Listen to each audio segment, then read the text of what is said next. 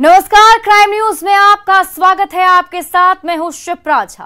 अगले आधे घंटे तक हम आपको बताएंगे बिहार और झारखंड की हर वो वारदात जिसका सीधे आपसे सरोकार है। पूछेंगे पुलिस प्रशासन से सवाल, देना पड़ेगा हर एक जुर्म का जवाब। करेंगे छोटी से छोटी वारदात की गहनता से पड़ताल। तो चलिए शुरू करते हैं खबरों की पड़ताल।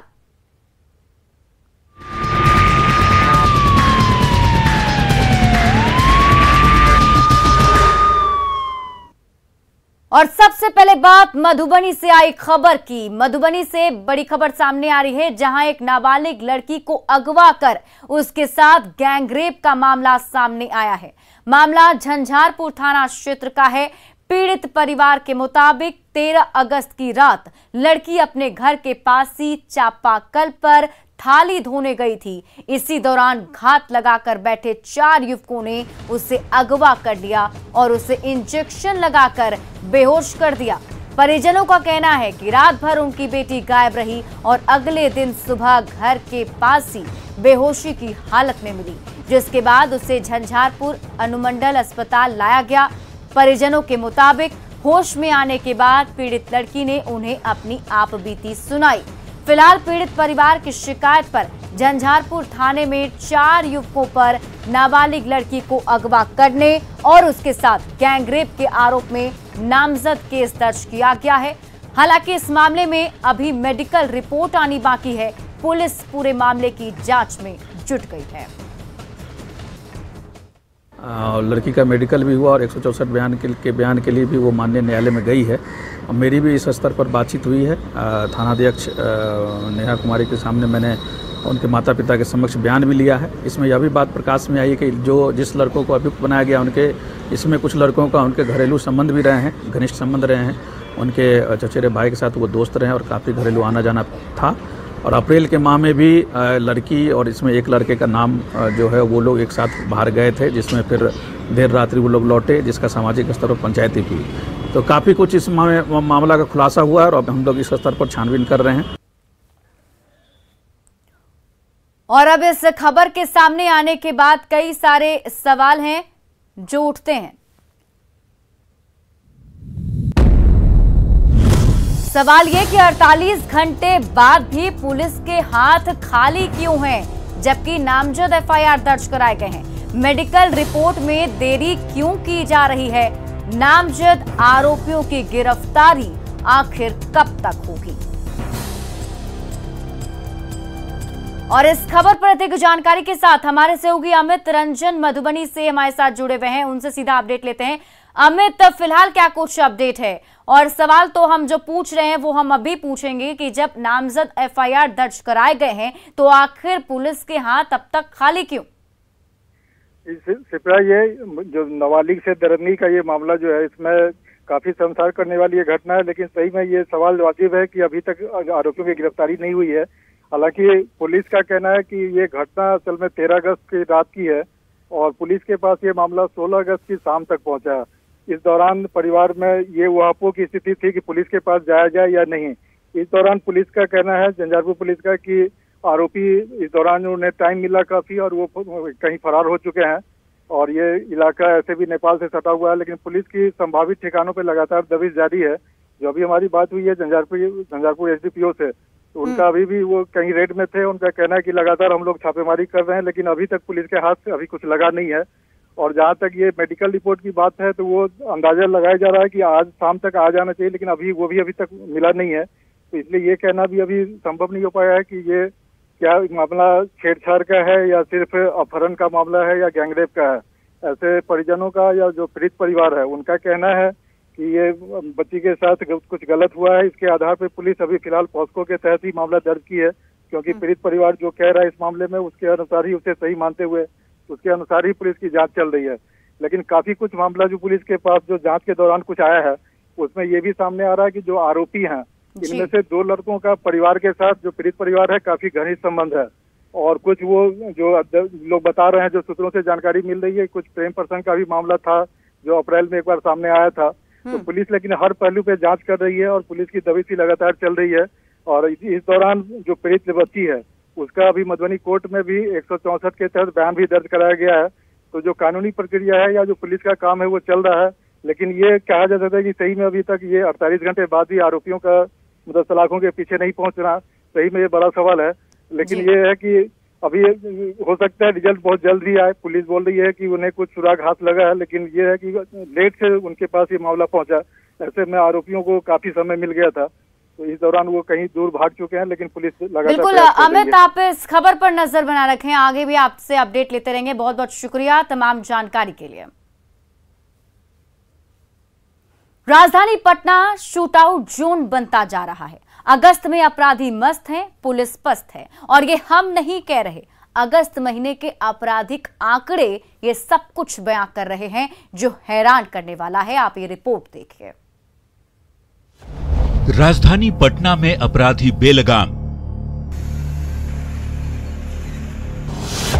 हत्या और लूट की वारदात सरेआम। नहीं रहा खाकी का इकबाल।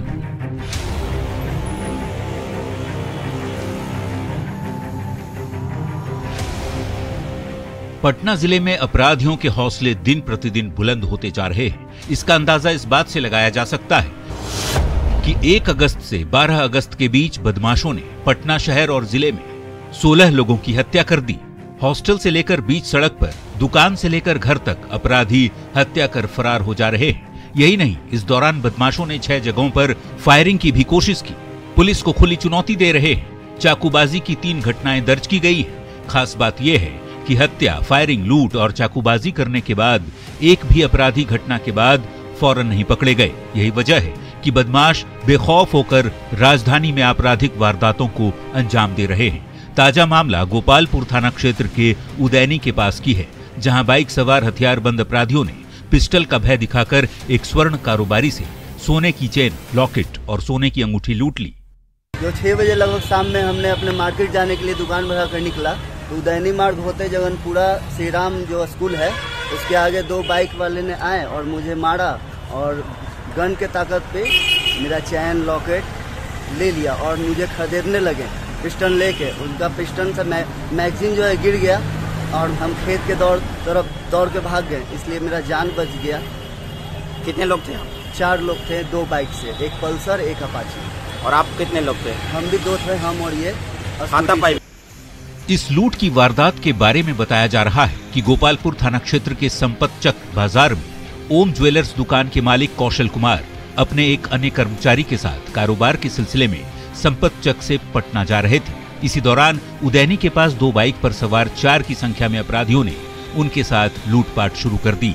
इस दौरान अपराधियों ने पिस्टल का भय दिखाकर आभूषण कारोबारी कौशल कुमार से लगभग 1.5 लाख रुपए मूल्य के सोने का चैन, लॉकेट और अंगूठी लूट ली। लूटपाट का विरोध करने पर अपराधियों ने स्वर्ण आभूषण कारोबारी के कर्मचारी के साथ भी मारपीट की। पीड़ित कारोबारी ने इस मामले में स्थानीय गोपालपुर थाने में अज्ञात लोगों के खिलाफ प्राथमिकी दर्ज कराई है। घटना के बाद मौके पर पहुंची पुलिस ने 5 जिंदा कारतूस बटोरकर बैरंग वापस लौटी है। ये कारतूस अपराधियों के हैं, जो भागने के दौरान मौकाए वारदात पर गिर गया था।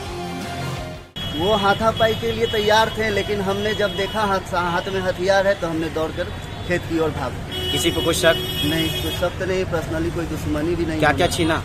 चैन, एक सोने का 18 ग्राम का चैन, एक 6.5 ग्राम का लॉकेट और एक रिंग। कहाँ जा रहे थे आप? हम पटना जा रहे थे अपने कारोबार के समय।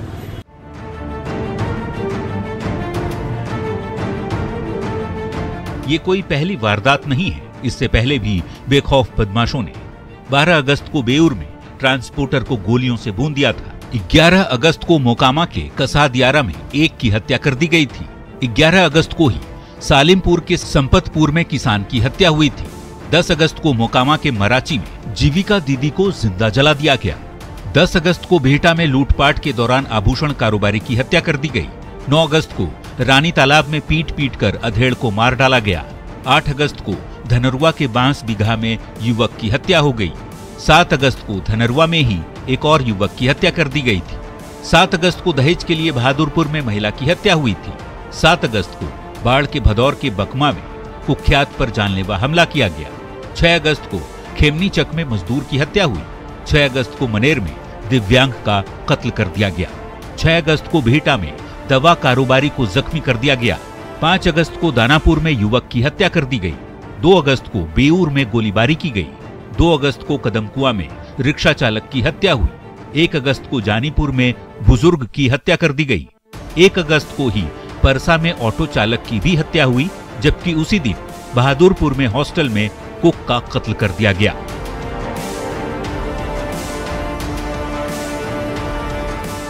इससे आप अंदाजा लगा सकते हैं कि राजधानी पटना सहित पूरे जिले में अपराधियों के हौसले किस कदर बुलंद है और पुलिस बदमाशों के सामने कितनी लाचार है। जिले में जुर्म का खुल्लम खुला खेल चल रहा है। अपराधियों के सामने सुरक्षा के तमाम दावे फेल हो रहे हैं। अगर समय रहते इस पर अंकुश नहीं लगा तो जवाब देना भारी पड़ जाएगा। न्यूज़ 18 के लिए पटना से मनोज की रिपोर्ट।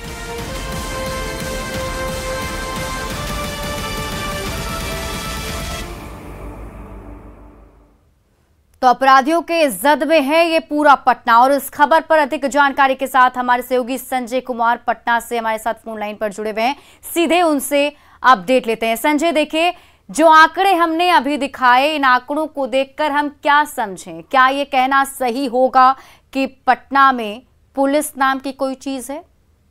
देखिए, निश्चित तौर पर सिप्रा, जो आंकड़े हैं वो चौंकाते हैं। इसलिए चौंकाते हैं कि राजधानी पटना है जहां कानून व्यवस्था की दुहाई दी जाती रही है प्रशासनिक स्तर पर, और लगातार मॉनिटरिंग की भी बात की जा रही है। पिछले दिनों सूबे के डीजीपी एसके सिंघल खुद पटना पुलिस मुख्यालय पहुंचे थे और एसएसपी कार्यालय में उन्होंने अधिकारियों के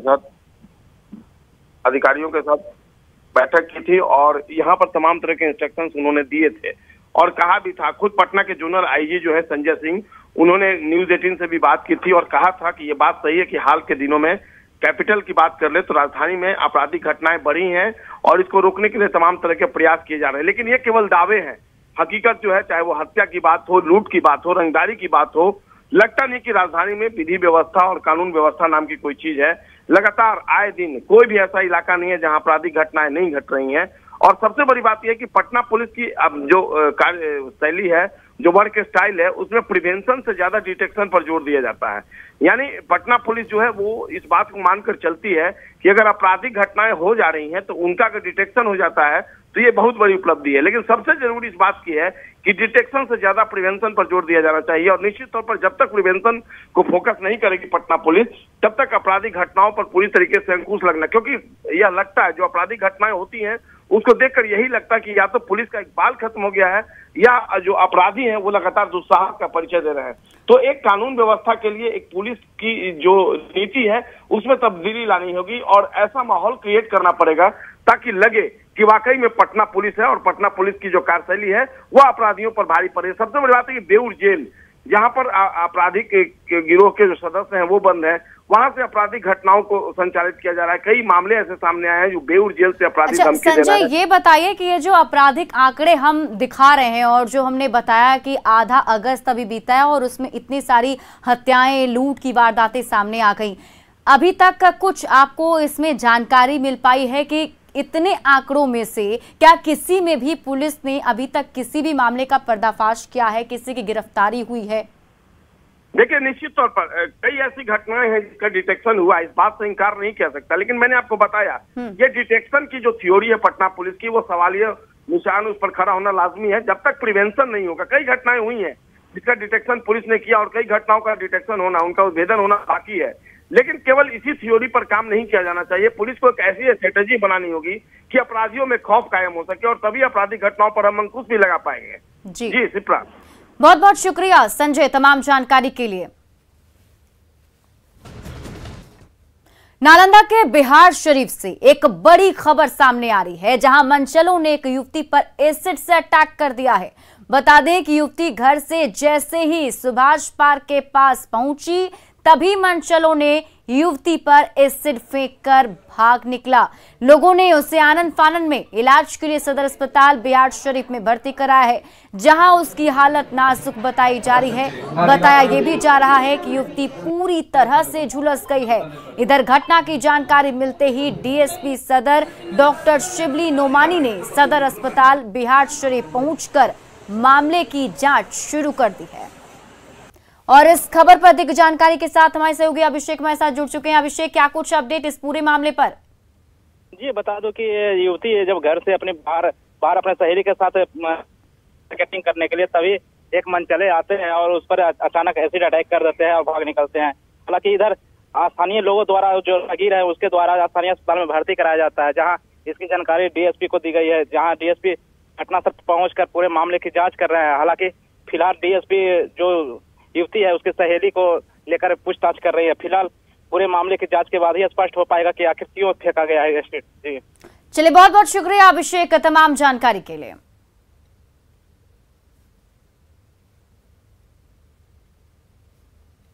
खबर समस्तीपुर से है, जहां के पटौरी अनुमंडल इलाके में पति पत्नी के बीच चल रहा मामूली विवाद इतना बढ़ गया कि दोनों ने पुल से आत्महत्या के लिए छलांग लगा दी।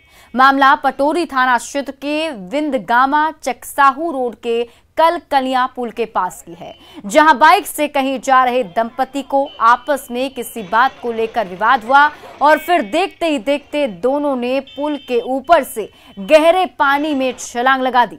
मछली पकड़ रहे मछुआरे ने जब इसे देखा तो वो बचाने का प्रयास कर रहे थे, लेकिन इस दौरान युवक की मौत हो गई। वहीं मछुआरों ने लड़की को बचा लिया है। मृतक युवक की पहचान वैशाली जिला के महनार थाना इलाके के हसनपुर जुनैद गांव के वार्ड संख्या 11 के अविनाश पटेल के रूप में हुई है। वहीं लड़की की पहचान मोहिउद्दीन नगर के हरेल गांव की रहने वाली सोनाक्षी कुमारी के रूप में की गई है। घटना के संदर्भ में प्रत्यक्षदर्शियों का बताना है कि दोनों के बीच किसी बात को लेकर विवाद हुआ। इस दौरान किसी से वीडियो कॉल के माध्यम से बात भी हो रही थी और काफी गाली गलौज इस दौरान हो रहे थे, जिसके बाद ये घटना हुई। इस घटना को लेकर इलाके में ये भी चर्चा है कि मृतक युवक की शादी पूर्व में दूसरे लड़की के साथ हो चुकी थी और हरेल गांव की रहने वाली लड़की के साथ इसका प्रेम प्रसंग चल रहा था और इसी को लेकर विवाद शुरू हुआ। लड़ाई हो गया था, काहे के लिए? आपसे मामले में। किस चीज को लेकर के? आपसे मामले लड़ाई हो गया था। आप दोनों कौन हुए? ये कौन है आपके? कौन है ये? बोलने में क्या होता है, बोलो। पति है। देखिए दोनों डूब रहा था। अच्छा। उसके बाद एगो के निकाले, एगो डूब गया। अच्छा। बस और कुछ नहीं। कैसे मतलब हुआ ये जानकारी? हाँ, हमको नहीं है वो जानकारी। अच्छा। मछली पकड़ रहे हैं इसमें मतलब जो दो लोग डूब रहे थे? हाँ, दो डूब रहा था। कौन कौन थे? वही दोनों लेडीज जेंट्स।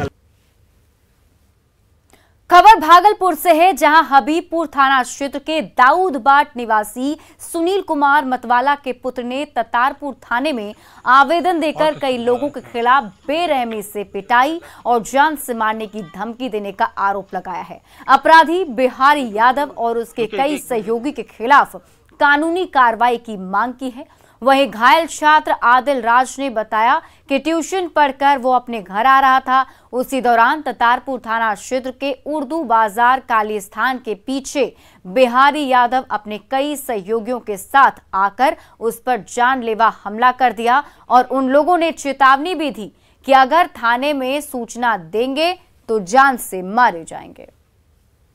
जा रहे थे सर, उस एक उर्दू बाजार काली मंदिर है सर, उसके पीछे हम लोग मिले। हम लोग कुछ नहीं सर, आराम से जा रहे थे। वो लोग आया, हम लोग के साइकिल में भिड़ गया, ऊपर से गाली देने लगा। हम लोग बोले भैया गाली क्यों दे रहे हैं? तो वो लोग हम लोग को मारने लगा। तो हम बोले भैया क्यों ऐसा कर रहे हैं? तो वही वो लोग फिर उधर से स्कूटी 10-20 को आदमी आया, फिर हम लोग को बैल खोल के पूरा मारने लगा। फिर धमकी दे रहा था, कह रहा था उड़ा देंगे, हम तो ऐसे रंगबाजी करते हैं, तुम लोग स्टूडेंट क्या चीज हो मेरा। लेकिन हम लोग सर क्या करते हैं सर, हम लोग रोज आते जाते हैं सर, कुछ नहीं करते। खबर बेगूसराय से है, जहां ननिहाल आई एक 6 वर्षीय बच्ची के साथ ननिहाल के 25 साल युवक ने दुष्कर्म की घटना को अंजाम दिया है। घटना के बाद परिजनों और ग्रामीणों ने आरोपी की पकड़कर जमकर पिटाई की और फिर उसे पुलिस के हवाले कर दिया। पूरी घटना वीरपुर थाना क्षेत्र की है। बताया जाता है कि 6 साल की बच्ची अपने ननिहाल आई थी, तभी गांव का गौतम कुमार उसे चाउमीन खिलाने के बहाने खेत में ले गया और उसके साथ रेप की घटना को अंजाम दिया। बच्ची के चिल्लाने के बाद आसपास के लोग पहुंचे और आरोपी युवक को पकड़कर उसकी जमकर पिटाई कर दी और फिर पुलिस के हवाले कर दिया। पीड़िता की नानी ने मंगलवार को इसकी लिखित शिकायत बीरपुर थाने में दर्ज करवाई, जिसके बाद पुलिस आरोपी और पीड़िता को मेडिकल जांच के लिए सदर अस्पताल ले गई। वहीं आरोपी इस घटना से इनकार करते हुए फंसाने की बात कह रहा है। शेखपुरा से एक अपहरण का सीसीटीवी फुटेज सामने आया, जहां बहुत ही फिल्मी स्टाइल में एक महिला को गोद में उठाकर अपहरण कर लिया गया। क्या है पूरा मामला, देखिए इस रिपोर्ट में। वो आया, महिला को गोद में उठाया और हो गया रफू चक्कर। फिल्म स्टाइल में अपहरण।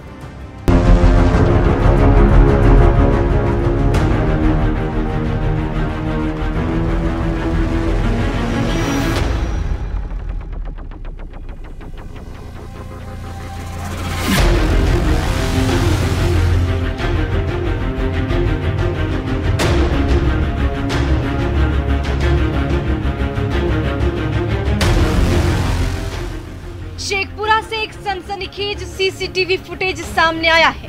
पहले आप ये वीडियो गौर से देखें। देखा आपने? नहीं तो फिर से देखें। एक महिला अपने घर के आगे टहल रही है बेफिक्र होकर। तभी एक आदमी तेजी से उसकी तरफ आता है और बहुत ही आराम से उस महिला को गोद में उठाकर अंधेरे की आगोश में चला जाता है। दरअसल ये पूरी घटना अपहरण से जुड़ा है। वो जो तस्वीर में महिला दिख रही है उसका नाम है नेहा कुमारी, जिसका घर के बाहर से बहुत ही फिल्मी अंदाज में अपहरण हो जाता है। ये हाथों में तस्वीर लिए खड़ा आदमी अपहृत नेहा कुमारी का पति योगेंद्र पंडित है और साथ में उसके 2 बच्चे भी हैं, जो आज अपनी मां को ढूंढ रहे हैं और पूरा परिवार न्याय के लिए दर दर गुहार लगा रहा है। कब घटना घटी है? 13 की रात में घटी है, लगभग 9 बजे। अभी हम एसपी को क्या है मिले क्या बोले एसपी साहब? बोले कि 1-2 दिन हम रिकवरी कर रहे हैं। ये अपहरण की वारदात शेखपुरा के शेखोपुर सराय थाना के डोवाडीह गांव की है, जहां एक निजी स्कूल के संचालक की पत्नी का अपहरण किया गया है। वहीं पीड़ित परिजन अपहरण करने का आरोप स्कूल के ड्राइवर टिंकू पंडित पर ही लगा रहे हैं। फिलहाल पुलिस केस दर्ज कर मामले की जांच में जुट गई है। किसी पे शक? टिंकू पंडित। उस पर शक उनके द्वारा किया गया है। बहरहाल अब देखना होगा कि पुलिस सीसीटीवी फुटेज के आधार पर कब तक इस अपहरण की गुत्थी को सुलझा पाती है। पुलिस भले ही अपने थ्योरी पर काम कर रही हो, लेकिन जैसे जैसे दिन बीत रहा है, नेहा की बरामदगी नहीं होने से परिजनों को अनहोनी की आशंका सताने लगी है और मासूमों का भी हाल बेहाल है।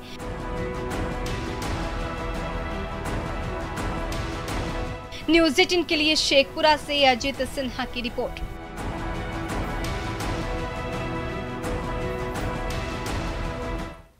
और क्राइम न्यूज के इस बुलेटिन में अभी के लिए बस इतना ही, लेकिन न्यूज़ 18 बिहार झारखंड पर खबरों का सिलसिला लगातार जारी।